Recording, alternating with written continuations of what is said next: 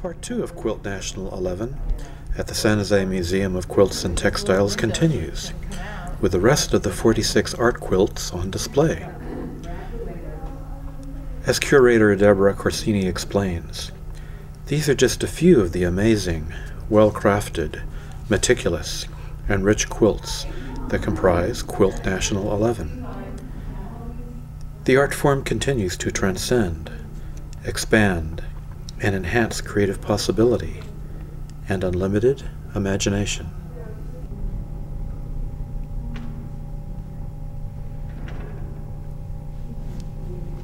This is a very beautiful piece by Daphne Taylor. It's elegant in its simplicity. It's composed of a whole cloth piece of fabric, and it's hand quilted. So the different kinds of quilting create the different parts of the piece. The inner circle has hand quilting that's really busy and filled with movement. And then the outer circle is very simple and just has horizontal quilting. And the edging then has more of these linear lines. It's a very simple piece in its elegance, in grace, I think. I just love this piece. Another work by Marty Plager called January. Again, a whole cloth quilt. That means that it's one piece of material. It's been hand painted and dyed, and then the quilting brings out some of the texture, and it really captures a feeling of January and cold and winter. This piece is one of the, I would consider it one of the new trends of what's going on in the world of contemporary quilt making. It's a quilt by Sue Kavanagh, and it's just got a body of expression in her stitching. It won an award for the surface treatment. It's, again, very simple piece with just some elements of dyed color on the surface texture, and then she uses very heavy stitches to create some of the folds in the fabric, and alternating with almost a woven thread of pink and gray coming down. So it's a really unusual piece. It's not utilitarian in any form.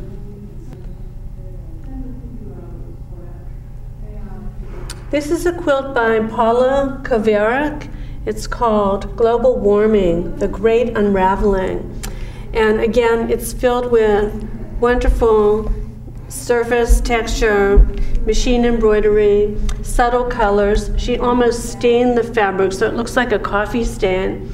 And she's using the edging of a baby blanket on this piece, which is, I think, pretty interesting, as well as incorporating some bits of plastic into the fringe. So again, an artist who's using different materials to create a statement. The piece over there, over on this side, is a very simple and effective, almost Zen-like piece. And this artist is using naturally dyed materials, and it's all about the stitching, the direction of the stitching within the circle compared to the linear stitching above, and then this simple, elegant circle composing the moon. So, you know, the quilts in Quilt National really they range from the very simple and surface textured pieces to the pieces we saw earlier that were made of multi-fabrics.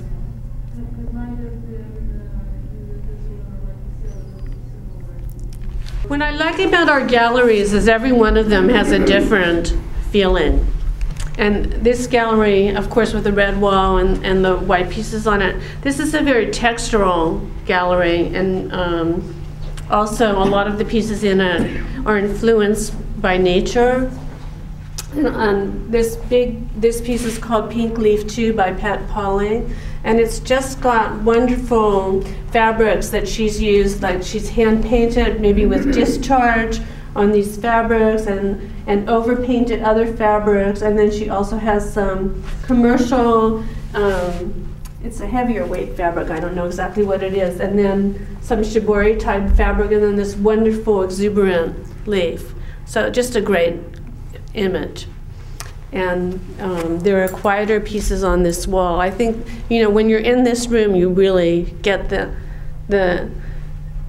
feeling, the overwhelming feeling of just the hours and hours of stitchery that the artists have put into their work. You all know the artist Dominique Nash. Oh, yeah. She's one of the artists that's well known. It's machine appliqued, machine quilted, silk organza, textile paint, and leaf rubbings. Mm-hmm. So again, nature inspired, and it's just a, you know, it really captures again that winter feeling. Deborah, can you show us the back of that? That had a stunning back. I can, but I don't have my gloves. I couldn't find gloves with that, so I'll go like this. Oh my goodness. It was so pretty. There. Yeah. Spring, yeah. It is. It's spring on the back. Yeah, she used a lovely, it looks like a little, you know, pastel plaid fabric, and you can really see the stitches. Yeah, we decided it's not a good idea to show things without gloves. I think that small piece in my office, I got high fiber is one of hers. It is. Yeah. She is one of our high fiber I have a small artists. piece in my office. It's lovely. If you all want to come up and look at it sometime on my wall, fantastic. It's different. It's bright. Well, I think she does different styles or different palettes. This is an interesting piece, and it's really removed from anything that would be utilitarian in any shape or form. It's a quilt by Davies. It's called Sunsplash. It's cotton scrim, cardboard, non-woven translucent mesh, collage applique and hand stitched. So it's almost like a painting, and yet it still has the three layers: the top, the batting, and the center. So if you look at this really closely, I think this is a very fragile piece because the scrim is, and there's the cardboard paper in here, and looks like it's been painted. So I mean, quilters are really pushing the boundaries of the materiality of what they can use, what textile is. And I just think that's fascinating, and I think that Quilt National is one of those places where you have an opportunity to see quilts that are contemporary and so non-traditional, and yet fall into that, you know, this is where art quilt is. I'm really curious to know in 2 years how artists will continue to push what goes on with their work.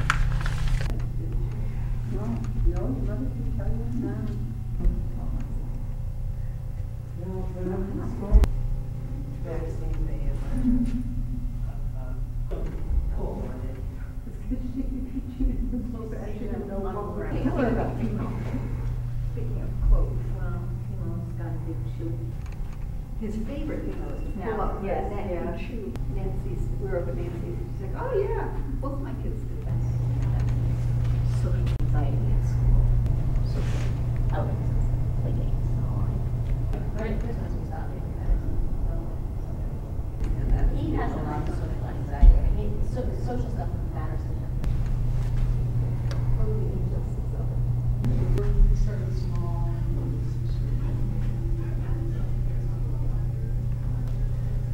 I actually have to go back to work. Yeah, I have really no idea. Bummer. 5:11, going hiking this afternoon. Oh, nice. And a regular Tuesday thing. Submitted 3 designs.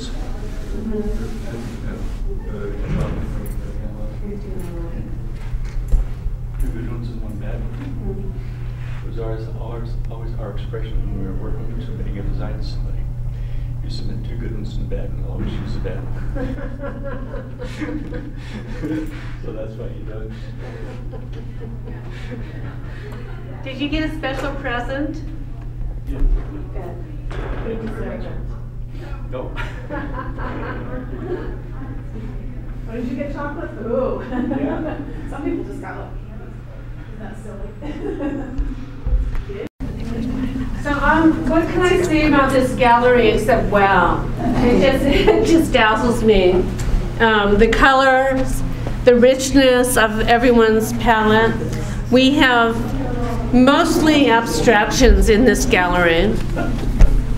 There's one piece that's somewhat representational, which is the piece directly behind over here.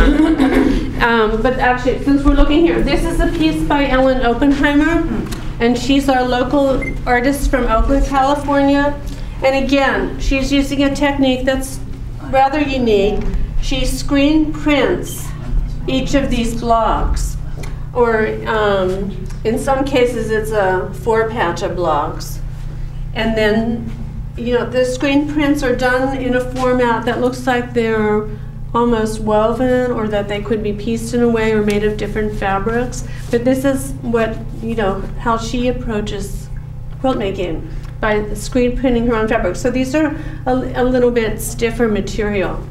And I'm going to show you again with my not gloves. The back of her piece, it's kind of a bigger scale. So the backs are sometimes as nice, or often as nice, as the front. And this is a commercial fabric. But other than that, all of this fabric is created by the artist. She will be here at our opening reception. This is a wonderful piece, and it's by a Japanese artist, Shoko Hatano.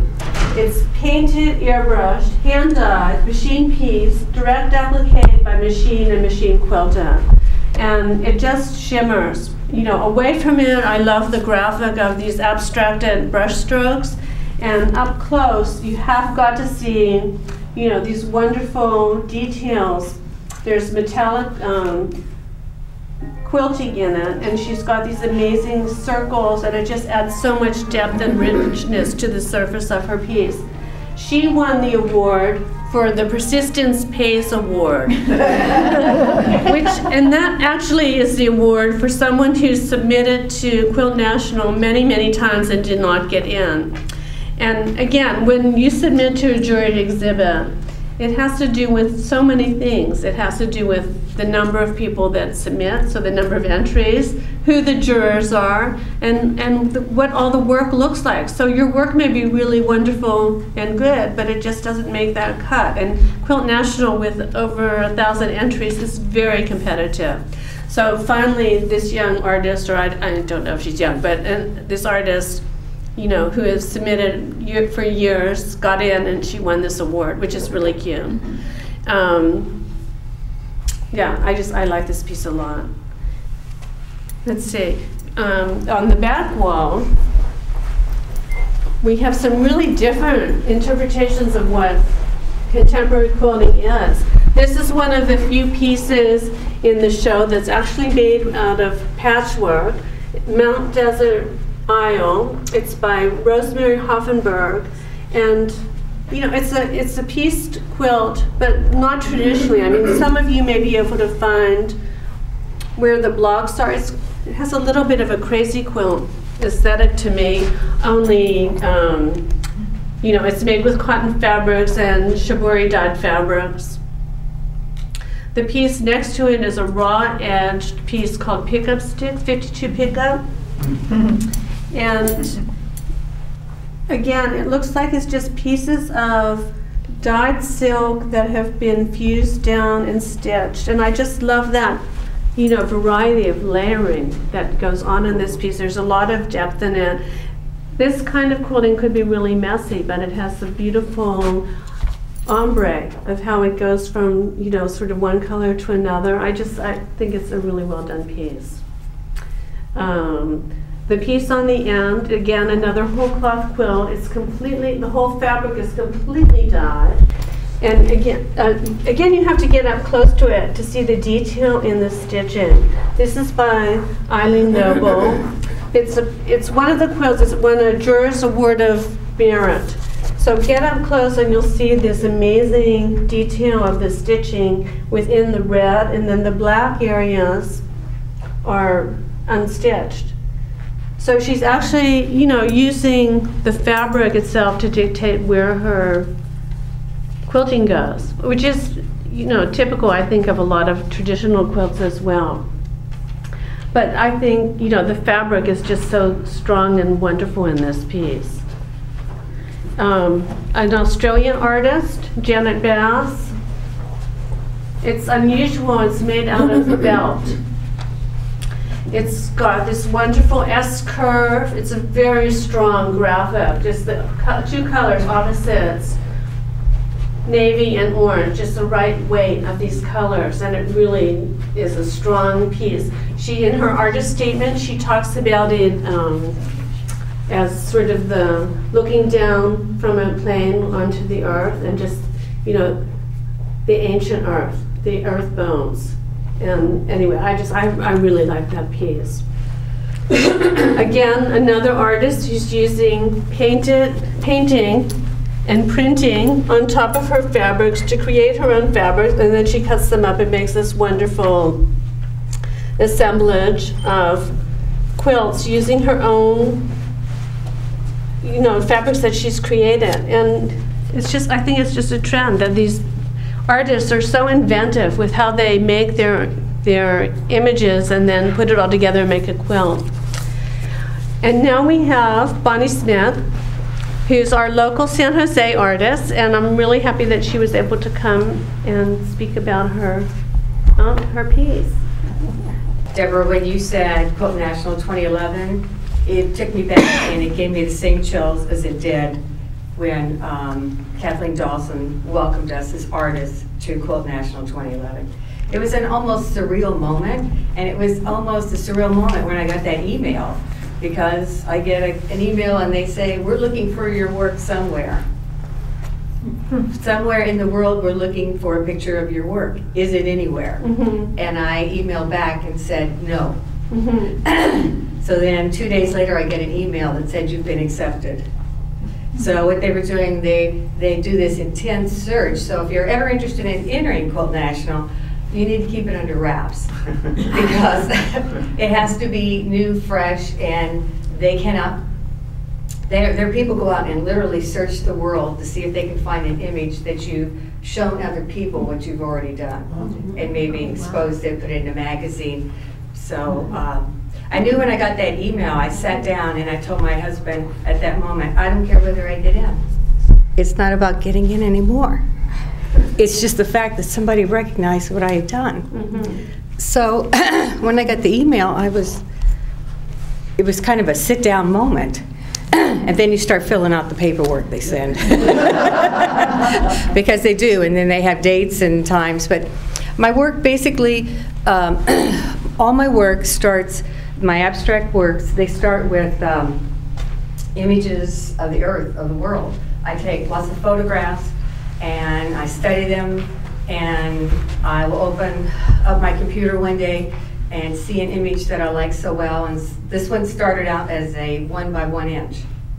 And then I will look at it and it just sort of explodes, and I can't even explain to you. And this was a smaller piece, started from a smaller piece I sold here at High Fiber, and something sort of got laid on top of it, and I thought, oh my, there's a whole new design. And that's how that piece came about. And as you can tell, I love working with color. I love working with huge blocks of color, because my goal is to get you to stop. You don't have to like it, you don't have to understand it, but I just want you, I know myself as a big museum hopper, you can go through gallery after gallery, and then all of a sudden something grabs you and you stop, and that's what I'm after, is for you to stop. But the work, whether you believe it or not, or if you can comprehend it, I cover sexism, racism, separation of church and state is always in my work. Mm-hmm. And you can tell I never cross a line when I stitch. I never ever let lines even touch. So I'm, as a woman, as a female, I'm very much into women's issues. So that's how I, in my mind, try to get it across. Everybody needs their space. Everybody has an opinion, and that's my work. I will tell you about the one next to it. Wait, we're not done. Oh, okay. Not yours. Okay. I like this piece a lot. It's really bold. I love the primary colors of it. And also, I just want to know a little bit about, it looks like you're doing some shibori in here as well. And then using some, I guess, a silk metallic of some kind. It's just a beautiful fiber. I love Dubioni, and I have many shades of silver. And from my first fiber art quilt in 2006, I used silver Dubioni. So it's kind of hard sometimes to get a piece of my work that doesn't have a little shine in it. And I just like how it picks up light, and again, it sort of draws you in. It's a beautiful piece. I'm glad you like it. Yeah. But I have to tell you, though, I was only about 2/3 done with this, and then I realized, oh, the colors are wrong. The colors are wrong. So I hurried and got done with this as fast as possible, and then created another one in another colorway.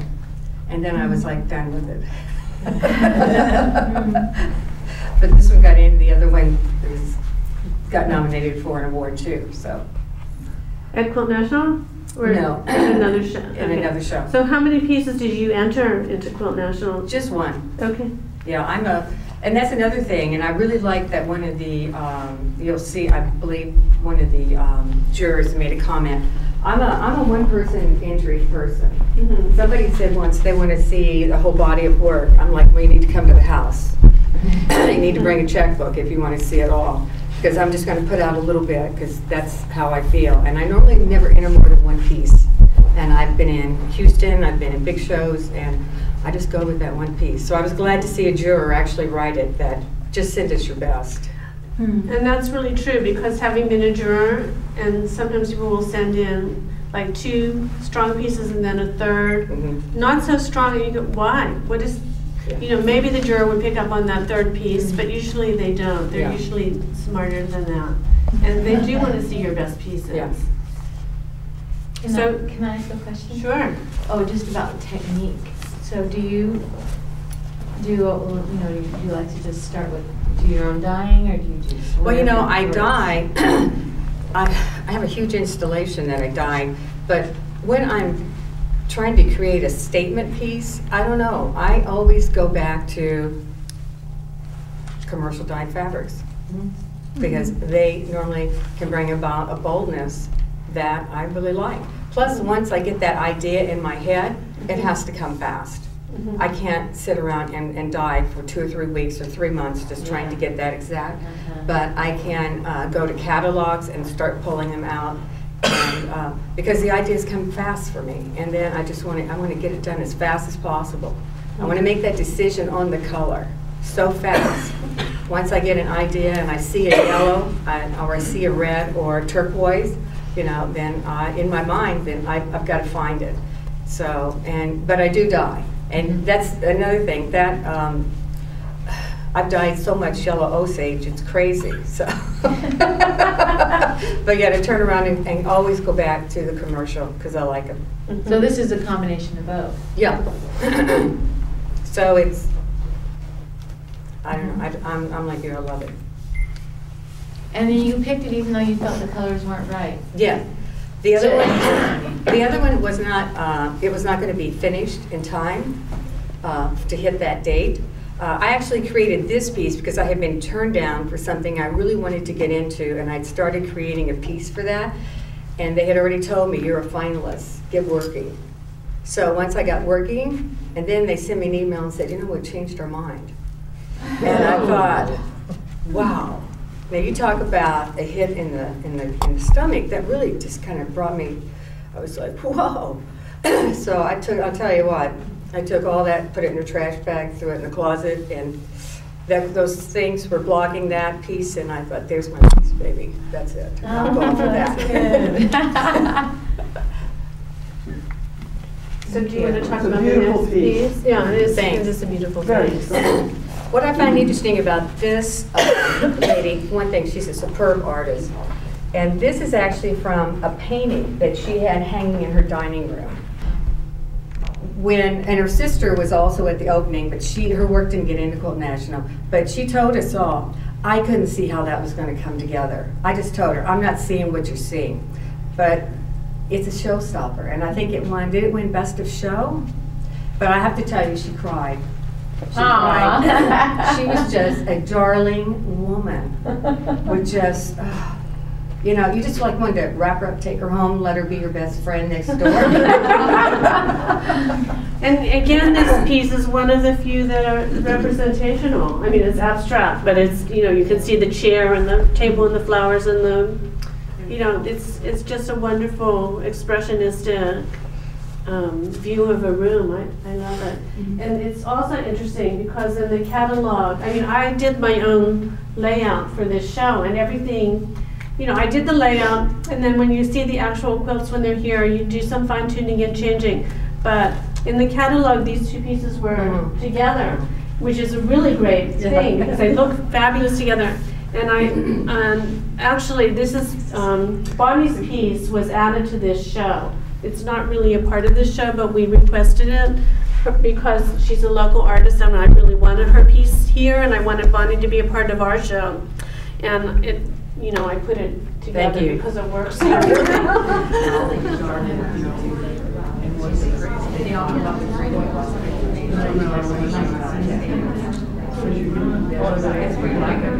Oh, yes.